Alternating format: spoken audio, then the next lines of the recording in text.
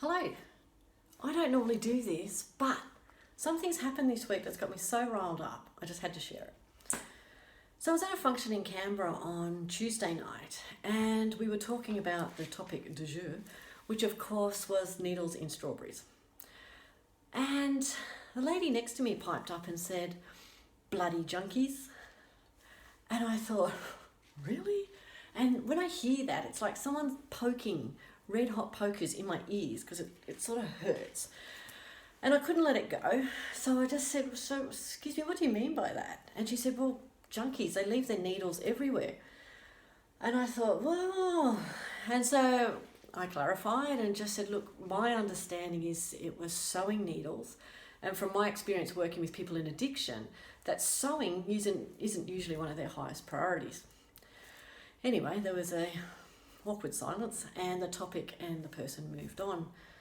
But it made me start thinking about stigma, and it really got under my skin. And even on the way home, I was thinking, reminiscing back to my times as a drug and alcohol consult liaison nurse. And sometimes we'd be greeted when we arrived at a unit or ward with a bit of a grunt and, sort of, "Your patient's over there."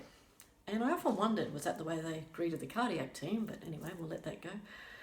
But I'd often go and find my clients still in the clothes that they were admitted in, their belongings in a yellow contaminated waste bag, and there wasn't much sign of even basic care. So I really hope, and I did think that things had moved on a bit and that there was sort of less stigma attached, but comments like Tuesday night made me feel like we need to do something, need to start something. And I feel like we're really moving forward, particularly around things like mental health and mental illness with Are You OK Day, which we had this week, which is fabulous, asking people how they are and then doing more than that, following up with them and supporting them as much as you can. But I think that's something we need to expand to all.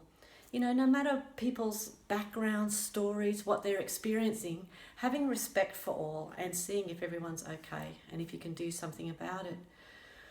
I've had the privilege of working with people in addiction for many years, and I've observed a magnificent change where people really dig in. They may have lost everything, but they dig in and they find that inner strength and resilience to turn their lives around and make great changes and are making great contributions across Australia. So just something to think about, and a final thought: in a world where you can be anything, be kind.